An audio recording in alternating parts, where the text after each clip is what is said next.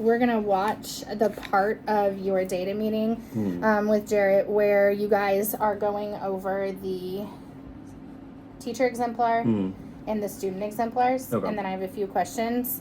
The action step for this data meeting is going to remain the same, but we're going to focus in on the part of the data meeting where you're sparring your teacher and student exemplars and then sparring the student exemplars, like the 1s to the 2s to the 3s to the 4s, and comparing it with a know and show chart. So we're going to quickly, I'm going to put it on 1.5. I think.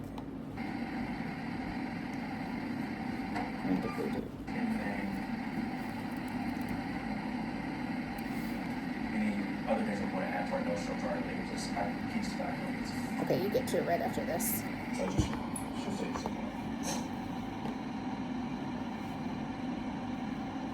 So as you look at this, you look at the keys to back answer, but also can you hear it? How does the student exemplar compare to the teacher to the 2 ones? So compare those. So we just asked how the student exemplar compared to the teacher exemplar.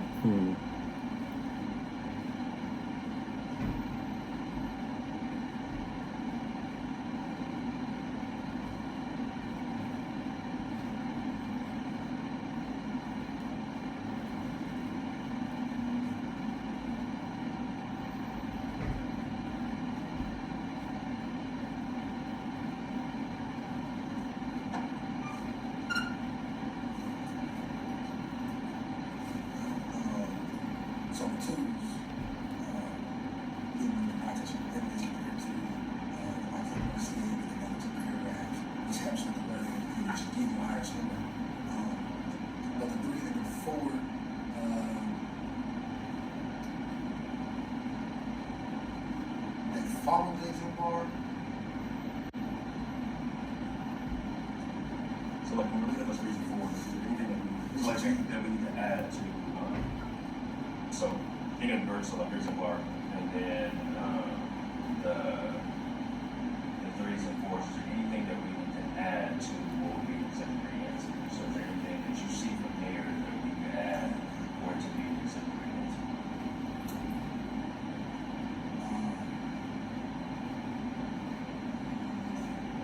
So now the next thing we're going to do, go ahead and look at mine. So then, looking at mine, is there anything else? So same process. Is there anything else that we can add? Any other keys to it? I can go against.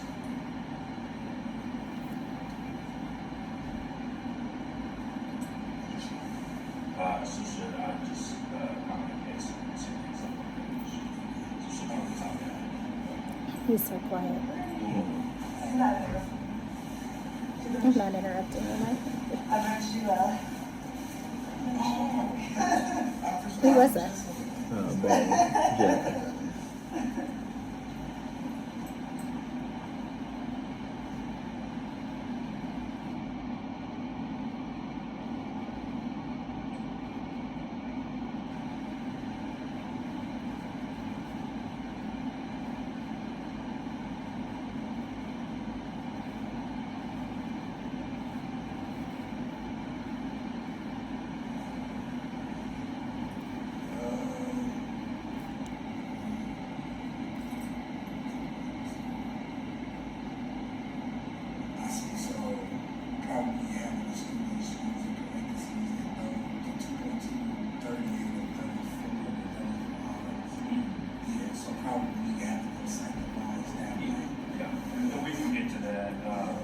But in terms of just like 8W1 and 8RC1, let's ignore that for right now.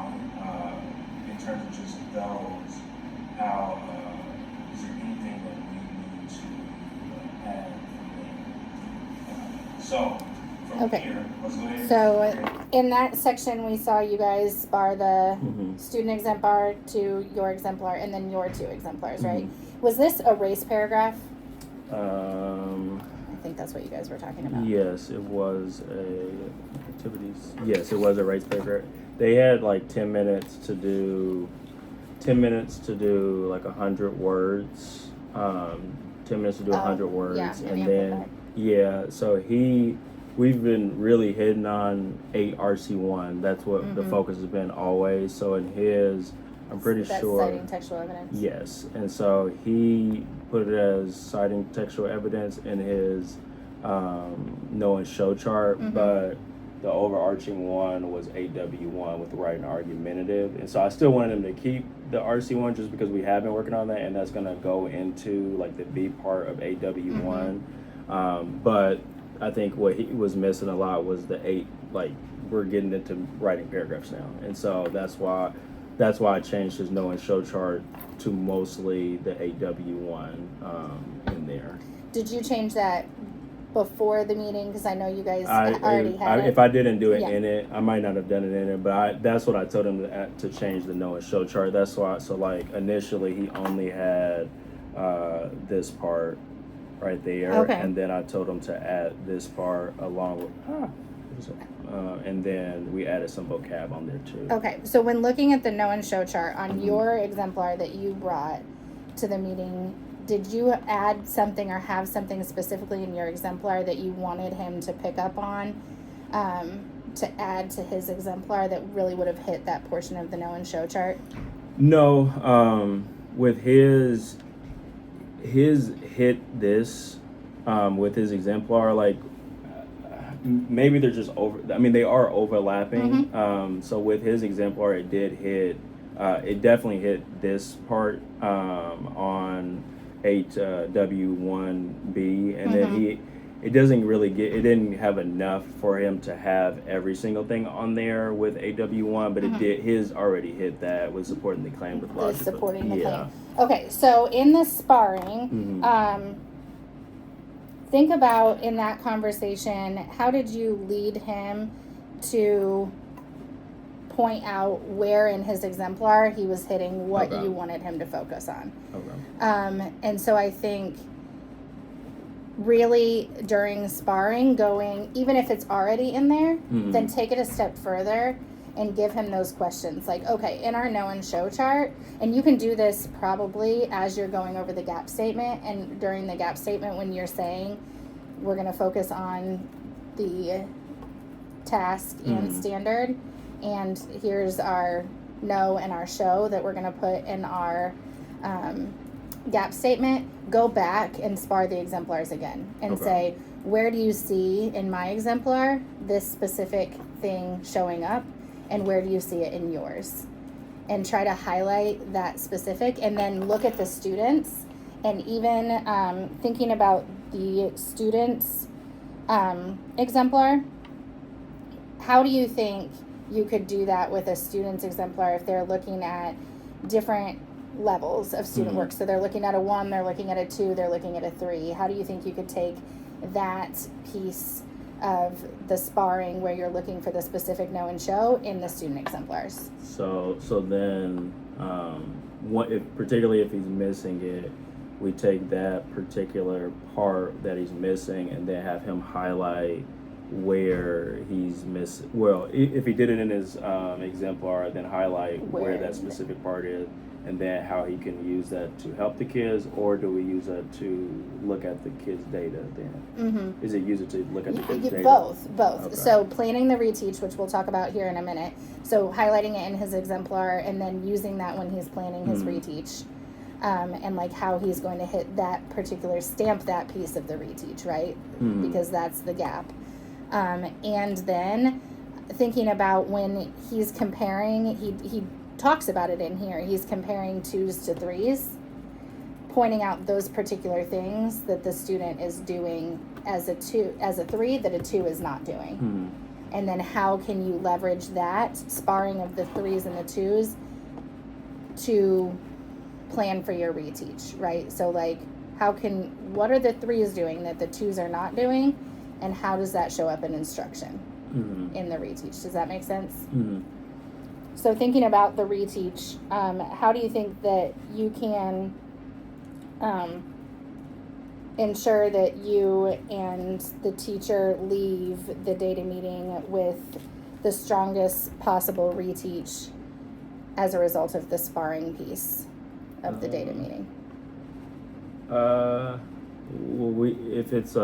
we decide to do like a model or a guided discourse, just really stamping what our gap statement is, but then also stamping where it was missing in the exemplar.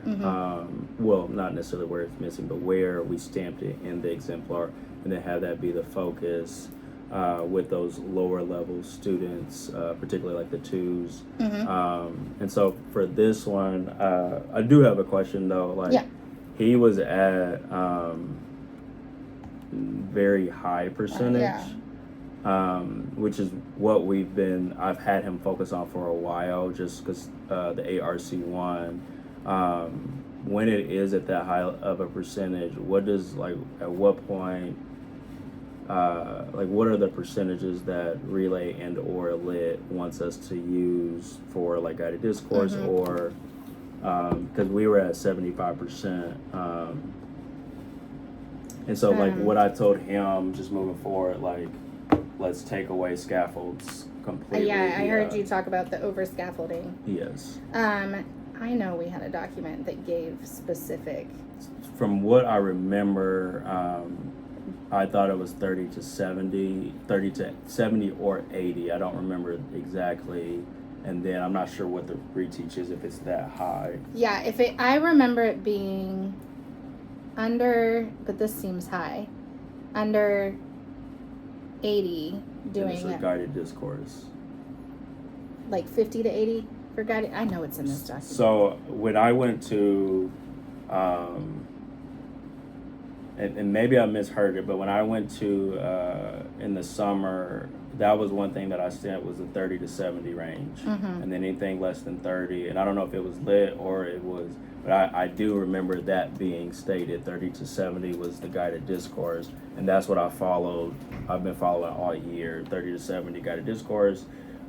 Anything less than 30, a model. And then, what are they doing when it's above 70? That's what I don't know. So we've been actually never drifting. had it. Yeah, and Never now had you over do on 70. this one. Yeah, we've never had over. I 70. would say, because I'm in this boat with Wheeler, after she did her last reteach, we were at 85% mastery, and I told her, because that's 4 students, 85 of the 15 that didn't get it is 4 students. So I told her to pull a small group, and then they didn't get it at all. So redo a model with that small group, but then when everybody else is in independent practice. I think when you get down to that low number of students, it becomes a small group, and then you determine what best meets their needs in that small group, whether it's a guided discourse in small group or if they're completely off base, if it's a model. Does that make sense? Yeah, but I'm then like still as we get to our like next data meeting, and it, let's say hypothetically is not at that percentage, do we just find out where we can hammer in on those individual students in the pacing guide? Yes. Okay. If there's any, so if you're focusing on their 100 words in 10 minutes, he could pull a small group when the rest of the class is doing their 100 words in 10, because they have those in most lessons, right? Yeah, but then just a little pushback, like That's okay. if we've been doing like the active like monitoring, and that's what has been like the big focus, should he just go to smoke? Because I don't want, I don't want him to get, I don't want him to get marked off. Well, obviously it'd be me marking him off, but I don't want him to get bashed for that when he is supposed to be. Or should we just have it be because we don't have a middle school person who can pull the small group and plan the reteach right now. I mean, we are doing, but usually if it's like those low students, are they IEP students? Are they, I guess we would have to just look at the data more. Are they IEP students? Are they ML students? And then we then can they have could pull. Tanya or Jen can pull them for extra help. But I just know that they're consistent in some classes, but then there's other classes where it's a little bit missed, and that's also a part of that percentage. And I'm not sure, I didn't specify what class it was. I haven't looked at this percentage because we are always on models in Wheeler's rooms. Let me follow up with you on the percentages. Okay. I can't find that paper, and I know that you And I know we've heard two different things too, so I'm going to try to get clarity. Because we talked about that last time. Mm-hmm. Okay, so again, for the action step, really make sure that they're sorting student work, which Jarrett did in this meeting, into 1, 2, 3, 4s or high, Mm-hmm. medium, low, and then comparing what each level of student work did, stamping the particular know and show statement from the gap in the exemplars, Mm-hmm. and pushing the teacher to make sure that that shows up in his exemplar, and then it's a real focus during the reteach. Okay.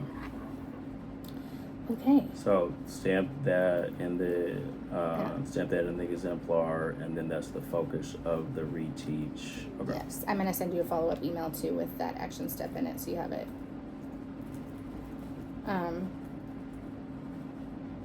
right. So we also watched your modeling practice clinic. Yeah, I didn't like that one that much. What didn't you like about it? Wait, let's start with positives. What do you think went well? I thought my model was okay. I should have practiced the end part of it, because even when I was doing it, I'm like, I should have practiced it more. I just was like, I don't quite think I got that end part, like the hook statement from the kids. And then when I was explaining it, I don't think I explained it great. And then I should have. But what was a glow? What do you think went well in the meeting? I liked a few of the models. I thought they went well. Like Weiser's usually does really well. I think Ray did well. I do like how I redirected Isabella when she said what she said, because she can get very negative. And we had a meeting afterwards where we kind of hashed some things out. I was gonna ask how that went. Yeah. So, and the thing is, she's been doing models all year. It was also disrespectful. Like, it was. Well, they all knew. They all talked to me afterwards. Yeah, I I bet they did. I like how you handled it. I was like, I know. But I mean, that's been kind of her all year. So that's not anything I'm not used to. It's not shocking. Yeah. Did she come around? Like, did she understand that Yeah, that was not she the did. time or Yeah, the place to have that comment? Mm-hmm. Okay, so one glow that I pulled out was you did a really great job of stopping their practices to real-time coach. In 2 of the practices, there was something that needed change, and it was like a quick fix that could change right away, and you stopped them and gave them that feedback automatically and had them adjust it, which is a high-quality element of a practice clinic, and that was evident in this practice clinic. And they were responsive to it. They stopped, they adjusted, and they fixed the thing. So that was a strength. You started talking about your model and the hook and the ending of it. Can you specifically talk about what you... So when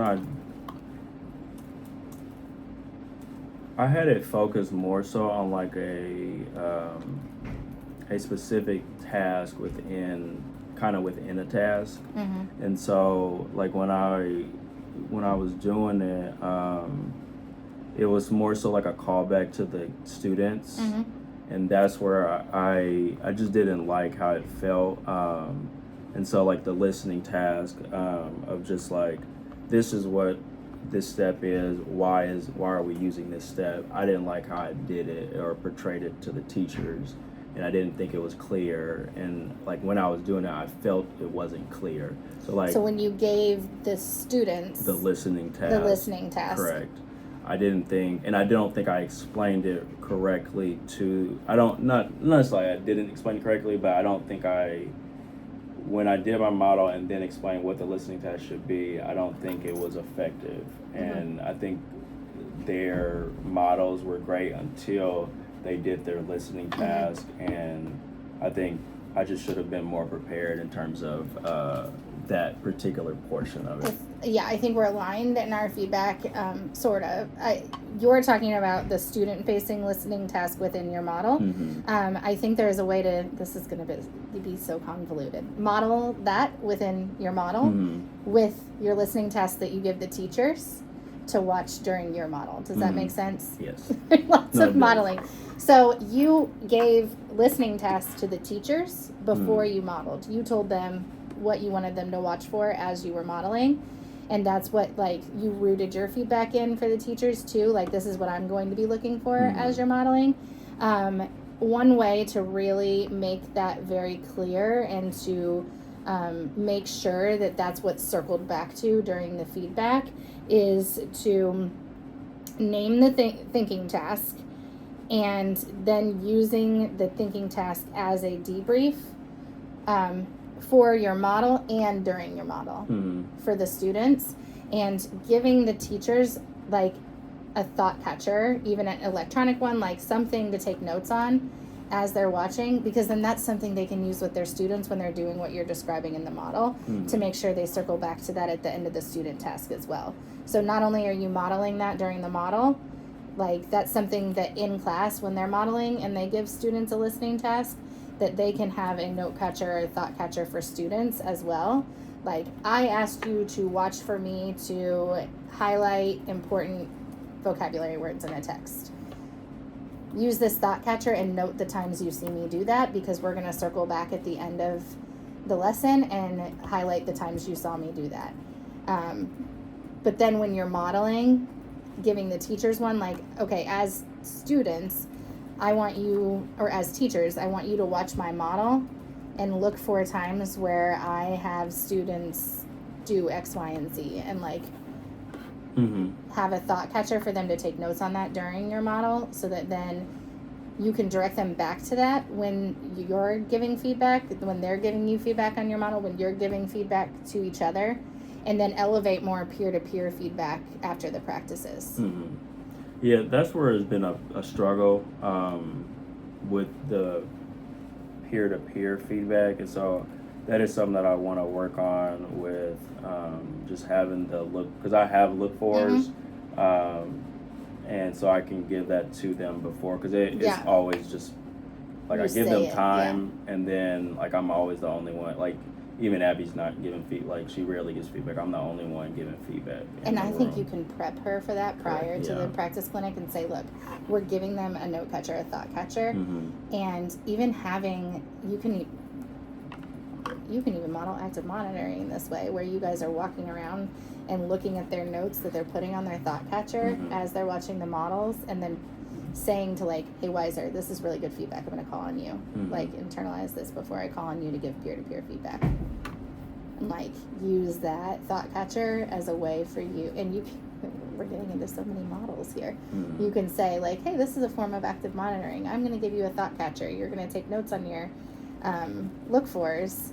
I'm going to come around and look at your notes for your look fors, and I'm going to call on someone to give peer-to-peer feedback. Yeah. Okay. Sound good? Great. What is one positive thing you heard today? One positive, I guess my redirection of Isabella, and then I did okay with Jared's. Obviously not. I can go back to the exemplar with that, but no, the whole. I mean, for him to be where he is in data meetings after being so new is it was an impressive data meeting. It was good. And you did a good job redirecting in real time during the practice, giving feedback in real time. Okay. Can you record